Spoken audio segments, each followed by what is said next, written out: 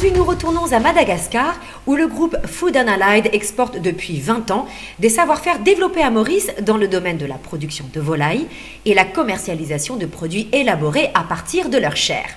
Ce reportage réalisé en 2013 offre un bel exemple de l'internationalisation de l'économie mauricienne dans la grande île. Regardez.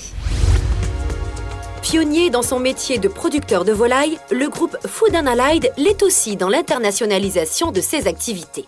Il y a 20 ans, ses dirigeants ont décidé d'exporter à Madagascar les savoir-faire développés à Maurice. Nous suivons un petit peu le modèle de notre maison mère. Nous sommes intégrés verticalement. On a voulu commencer par la couvage et petit à petit maîtriser les différentes étapes de la profession. Et aujourd'hui, nous avons donc 7 fermes d'engraissement qui sont, certaines nous appartiennent en propre et d'autres sont des fermes franchisées qui sont gérées par des opérateurs locaux. Nous avons aujourd'hui des fermes de reproducteurs, nous faisons de la couvage, un abattoir et une usine d'aliments qui accompagne notre développement avicole.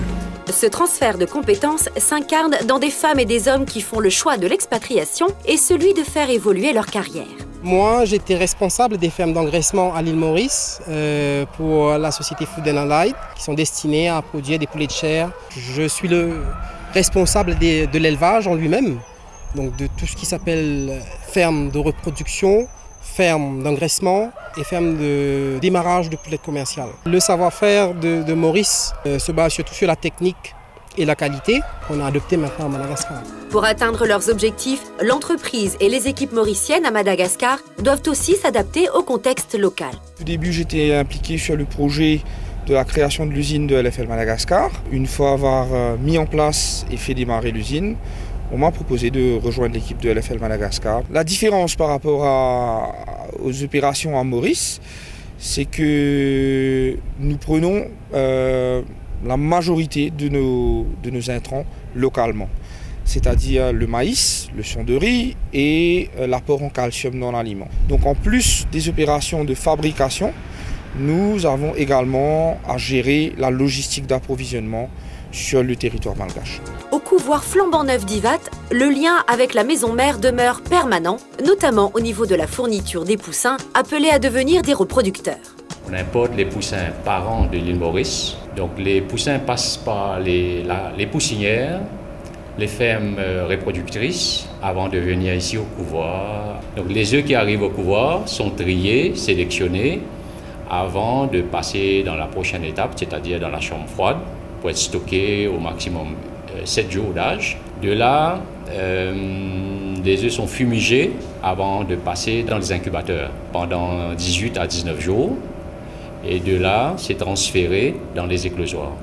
Les poussins sont appelés à sortir de l'œuf et donc les poussins sont triés, mis en boîte, vaccinés et envoyés sur nos points de vente qu'on appelle farm shop. Une partie et l'autre partie part dans nos fermes d'engraissement. Pour la vente aux éleveurs, la branche malgache de Food & Allied développe son réseau de distribution. Farm Shop est la société de distribution de 2 autres sociétés qui sont LFL et Avitech. Il y a une quinzaine de points de vente répartis sur toute l'île, dont 7 à Tananarive. Ce sont des points de vente en propre. La clientèle sont principalement des éleveurs.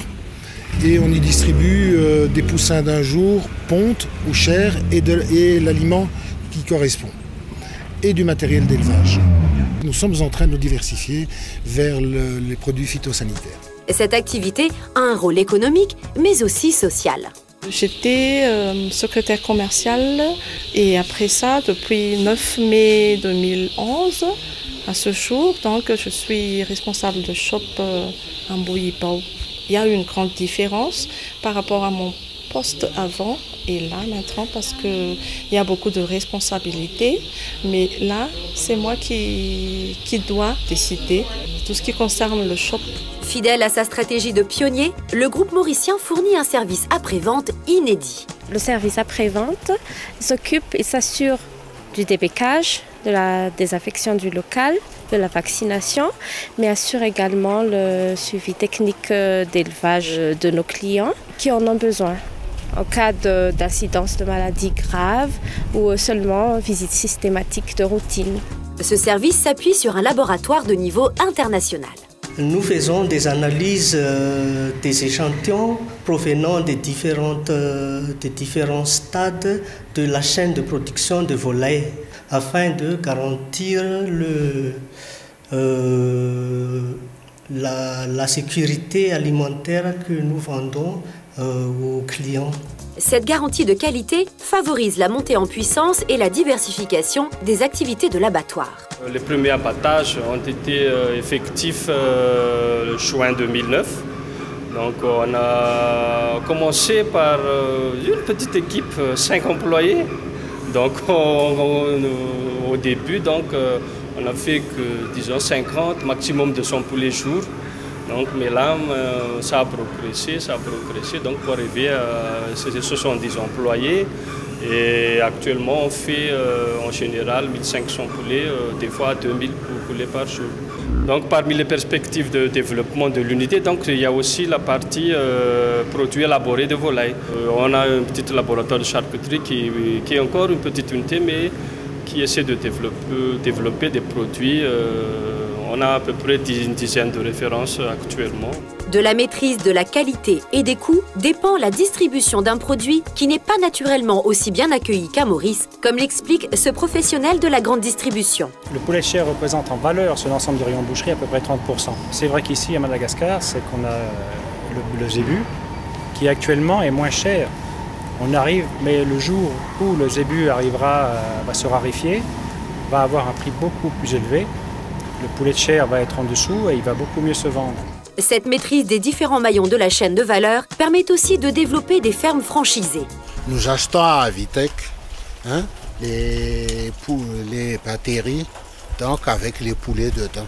Donc sur chaque batterie, il y a 240 poulets. Et on achète aussi la provente. Donc la provente, il y a des diverses qualités selon l'âge des poulets au fur et à mesure. Ils nous disent aussi tous les produits nécessaires de la santé des poulets. Les vitamines, les vermicides, etc.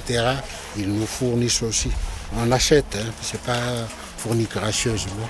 Pour aller plus loin, Food and Allied fait le pari de la formation. Pour le personnel, nous avons des programmes spécifiques pour chaque opération. Nous avons aussi un programme de transfert de compétences des techniques d'élevage avicole moderne, je dirais, au profit de la population d'éleveurs du pays. Nous avons formé jusqu'ici près de 4000 éleveurs déjà dans plusieurs régions du pays. Cette politique s'appuie sur une analyse stratégique dont les résultats devraient arriver bientôt. Nous avions identifié 3 faiblesses majeures à cette filière, notamment l'alimentation animale qui aujourd'hui est prise en compte par notre usine LFL, la santé animale. Nous commercialisons aujourd'hui toute une gamme de produits vétérinaires destinés à l'agriculture, et enfin le savoir-faire, puisque nous avons mis en place et nous faisons régulièrement des séances de formation, et nous avons le projet qui devrait voir le jour dans l'année à venir d'une école avicole qui serait sanctionnée par un certificat, l'équivalent d'un BTS en aviculture. Sans pécher par optimisme, la filière a devant elle un avenir excessivement prometteur, puisque nous sommes effectivement au tout début de son développement, que nous pensons pouvoir accompagner par notre expertise, nos compétences et notre intégration dans le tissu économique malgache. En adaptant au contexte malgache son modèle de croissance qui consiste en l'intégration verticale de ses activités, le groupe Food and Allied se donne les moyens de résister aux aléas d'un marché difficile. Le challenge audacieux que tente de relever cette entreprise pionnière lui permet de construire des relais de croissance, non seulement pour elle-même, mais aussi pour d'autres entreprises mauriciennes décidées à tenter, dans son sillage, des développements à Madagascar.